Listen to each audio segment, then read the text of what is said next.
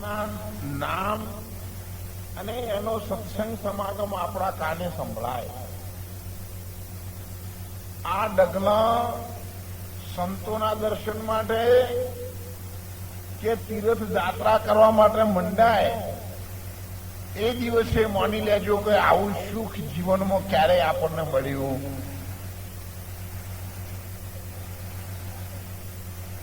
હવે આપણને લાડવા ખાવાની ઈચ્છા થાય અને લાડવા ભોણામાં તમે ચાલુ કરો પછી તમને શેની ઈચ્છા થાય?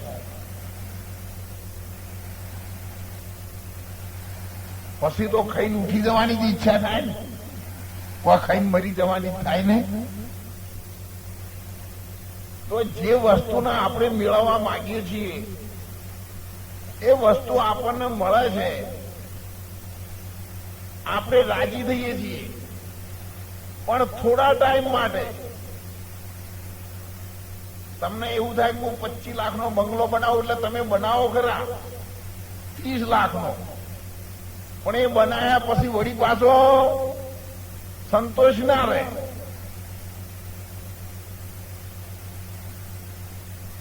કે ઓના કરતા તો ખેતરમાં એક બનાવી ને ઝૂંપડી, વળી પાછું એનું એ આવ્યું. કોઈ જગ્યાએ આ મનને શાંતિ નથી. આ જીવ ખેતરમાં રહેતો નહીં, ત્યાં ઘેર હેડ, ઘેર આવો એટલે કે ના એમ તો બજારમાં હેડ, બજારમાં જાય એટલે વળી પાછો ઘેર આવી કે ના એમ તો વેવાઈને ઘેર જાવ. હવે પેલો ગાદલા નાખે વસાડ પાથર ચોખા જીવો શીરો કરો તો ખાઈને કે ના મારું ઉતાવળ છે. તો તમે આ 3-4 સ્ટેશનમાં 50-60 વર્ષથી ફરફર કરો છો તો તમારે ચો જ આવું શકો? તમે ચોય ઠેરીને રહેતા નહીં, વેવાઈને ઘેર રહેતા નહીં, તમારા ખેતરમાં રહેતા નહીં, તમારે નોકરી કે કારખાને રહેતા નહીં, તમારા મા બાપના ઘેર રહેતા નહીં, તમારા ઘરવાળાથી એમના જોડે તમે રહેતા નહીં. તો હવે તમારે જો રહેવું શકો? અને જ્યાં સુધી આ નક્કી નહીં થાય ત્યાં સુધી સત્સંગ સોંપડ્યા પછી ઠેર જ માની લેવાનું. પેલા મોદીનો બળદ હોય ને ઘોચીનો, એ ઘોણીઓ હતી પેલા, હવે તો નીકળી જઈ, પણ એને પાટા બધે ઓલા બળદ ને આંખે પેલા ભમેર ચક્કર ના ચડી એટલે, અને ફેરવે ને એટલે પેલા બળદ ને થાય કે હે ભગવાન, આ તો મારા શમણી એટલી દયા કરી છે ને એટલો હેડ્યો છું તે ઠેઠ કાશી કેદાર પહોંચી ગયો, પણ આમ કરી કાઢી લે એટલે આમ જોવો તો પાછી હતી એની ગમે કે હજુ હું એનો હોય જ છું. આ તો એક જમાદાર સાહેબ હતા 50 વર્ષના, અને એની ઘોડો હતો જબરજસ્ત ઘોડાના કોમમાં આવે. હવે મને દરરોજ જયારે લસકો ખવડાવ, ચોમાહું આવ્યું ને એટલે લસકો બંધ થયો, અને ફૂકી ચારાવે ને ઝાડની એ કાપીનો નાસી એટલે આર્યો ના ખાય. મને વળી ટેવ પડી ગઈ લીલી હો ગઈ. 8 મહિના મેકેટિયા વગરની લીલી ચોથી લાગી. 8 દાડા થયા ને એટલે આ તો દુબળો પડ્યો, એટલે 2-4 બેહવા હતા કે તાણ તમારા જમાદાર સાહેબ ઘોડો ચમ દુબળો પડ્યો, પણ કે લીલા ઘાસ માંગતા હે. તો હવે અત્યારે તો ચોથી લાવું, અને આ ઝાડની ચાર કે નહીં ખાતો ધોળી વાળીને પાછો જતો રહેશે. એક હોશિયાર હતો કે ચા તો ખવડાવી છે કે હા, તો જો ને લીલા કલરના ચશ્મા પહેરાવો, લીલા કલરના ચશ્મા પહેરાયા હોને, અને આ તો છેટે પૂળો કાપવા મળ્યો તો દોયડું તોડી દેલો. ચાર એની એ છે, આ પાટા બદલો, આપણે એના એ જ છીએ. પણ જો જોવાની દ્રષ્ટિ બદલાઈ જાય તો બધે ભગવાન દેખાય, જોવાની દ્રષ્ટિ બદલાઈ જાય તો બધે રામ દેખાય, જોવાની દ્રષ્ટિ બદલાઈ જાય તો બધે તમને સીતા દેખાય, અને જોવાની દ્રષ્ટિ બદલાય તો આખું જગત વિષય વિકાર ઈર્ષા અને દ્વેષથી ભરેલું દેખાય. આપણે જેવા હોઈએ એવા આપણે બીજાને જોઈએ. આપણે જેવું ખાઈએ એવો આપણને ઓડકાર આવે, બીજો ઓડકાર ના આવે. નહીતર સજ્જન માણસો, સદગુરુના બાળકો અને સંત મહાપુરુષો હંમેશા બીજાનું ભલું વિચારે છે. એમાં ગુરુ શું છે એની હાથે એને કોઈ લેવા જવા નથી. તમે જયારે બાજરી કૂટો ત્યારે કોણમાં ખરજ અને ઢૂઢોની તમારે પડી નહીં. તમારે તો તમારા દોણોની જરૂર છે. એ દોણા તમે લઈ લો. કોઈ દાડો ઢૂઢમ માથું ગાલ્યું? દોણા ઢૂઢમ છે તમે કાઢી લ્યો. એમ આપણે પણ આપણા જીવનમાં આ પંચભૂતનું પૂતળું છે. એમાં પ્રથમ જયારે અવાજ આવે, કોઈ પણ બાળકનો જન્મ થાય ત્યારે એવું કે છે કે એને શીંગ આવે અથવા તો બગાસું આવે અને એની સાથે આ પવનનો સંચાર ચાલુ થઈ જાય. તરત જ બાળક રોવા માંડે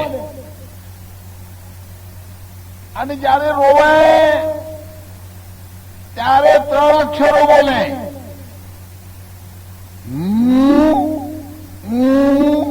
અને આ, જેને દેશી ભાષામાં કહીએ ઉવા. હું અને આ ગુજરાતી શબ્દો છે. અમેરિકામાં અંગ્રેજી ચાલે છે, પણ બાળક જન્મે એટલે એબીસીડી ના બોલે, આર્ય જ બોલે.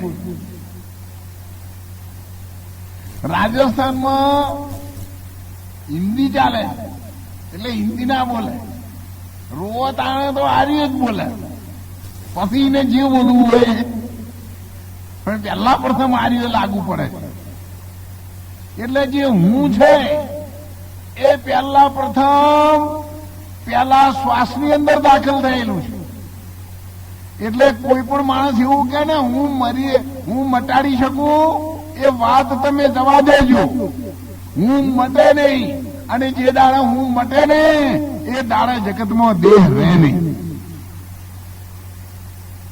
શ્વાસનો પહેલો અક્ષર હું છે એ ક્યારે જશે? જ્યારે છેલ્લો શ્વાસ જશે ત્યારે આ રહ્યું હું મટે. મટે નહીં, હા એટલું થાય. હું મળા ખરું, એ મળી જાય, અંદર ભળી જાય. સાકર ને દૂધ ભેગું કરો ને એટલે 3 કિલો દૂધ હોય 2 કિલો સાકર નાસીને ઓગાળો ને એટલે દૂધનું વજન વધે નહીં, 5 કિલો ના થાય. સીધો હિસાબ. 2 કિલો સાકર નાખો ને 3 કિલો દૂધ ભેગું ના લાવો, પણ વજન કરો એટલે 3 કિલો જ થાય. એ મળી ગયું એકબીજામાં, જુદું ના થાય. ગોગળા મટી ગયા, દૂધ થઈ ગયું. એટલે આપણે પણ જીવનમાં ગોગળા મટાડી દેવાના છે અને એવું ભળી જવાનું છે. સંત કબીર સાહેબે કહ્યું છે, નિરંજન જોગીને 64 યુગ સુધી તપ કર્યું હતું. પેલા તો શૂન્ય હતું, સાંભળો નતું કોઈ સ્થાન. અગમ અલોપ વસ્તુ હતી, નતું કોઈ નામ કે નિશાન.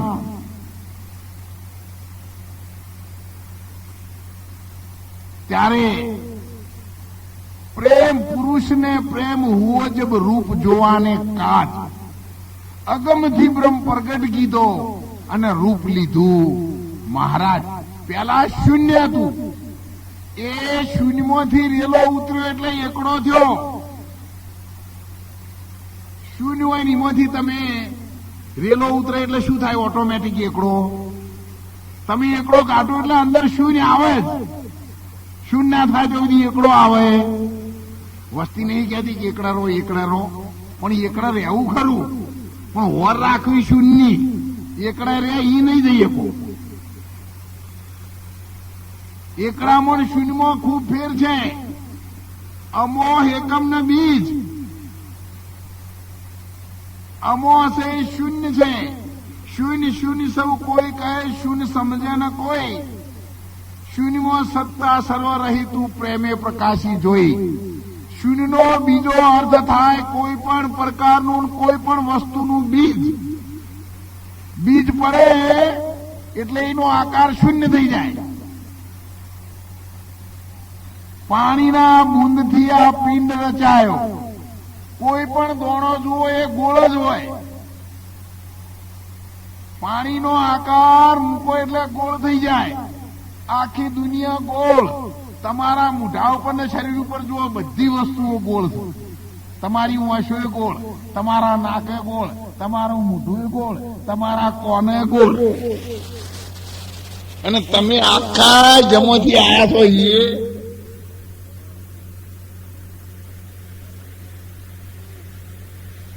આખી દુનિયાની વસ્તુઓ જો બધા તમે બધાના કેસમાંથી નીકળે ગોળમાંથી. તમે જોયું આ મીટર છે ને ગાડીઓમાં, ડીઝલ પુરાવો તો ઓકડો બતાવો, પણ મીટર કેવા છે? સ્પીડ જતી હોય તો કેટલા કિલોમીટર જાય, પણ મીટર કેવા છે? ગોળ. પંખા ભરો એ કેવા છે? ગોળ. આ ટ્યુબલાઇટો ગોળ. અજવાળું તમને ગોળ દેખાય. એના પેલા સ્ટાર્ટર છે એ ગોળ. વાયર છે એ ગોળ. તમે જુઓ કે આ ટોપીઓ પહેરી એ ગોળ, અને આ ભાગડીઓ બધી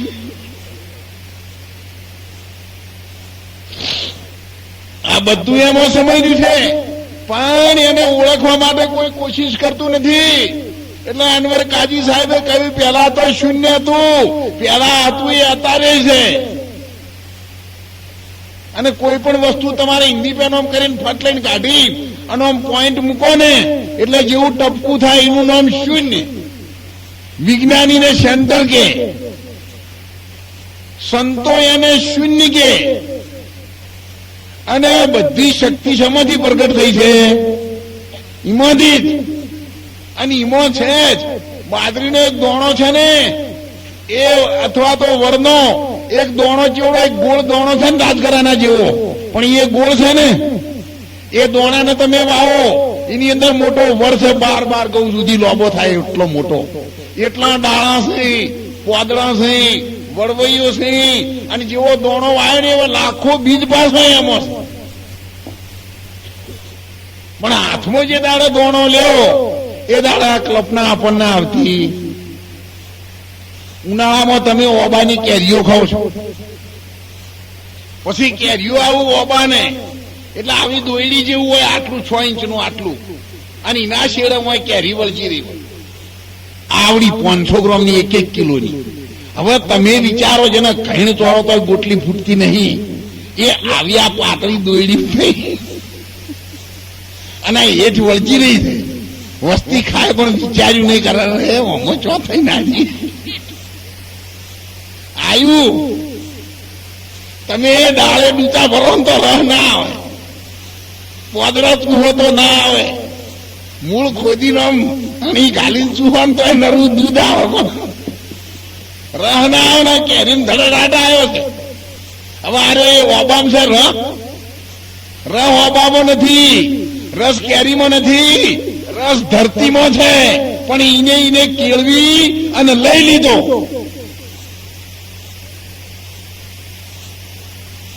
લીંબુડી જુઓ તમે, ખટાશ આવી.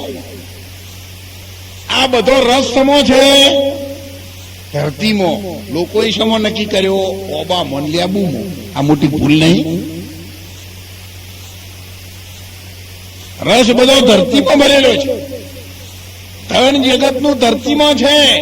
એટલે કીધું શું જોણા વ્યાકરણી વસ્તુમાં, શું જોણા વ્યાકરણી ઘી ભર્યું હોય મુઢા સુધી પણ હવાદ ના પામે બરણી. આ શિયાળાની બહેરીઓ 4-4 ને 5-5 કિલો ઘીની ભરેલી છે. કોઈની સ્ટીલની, કોઈને એલ્યુમિનિયમની, પણ ખાનાર જાડા છે આ બહેણીઓ. બહેણીઓનો વજન કોઈ દાડો 10 ગ્રામે વધ્યો? એ તો બાપડી હંગરીને પડી ગઈ છે. અને આ ખાનારા છીએ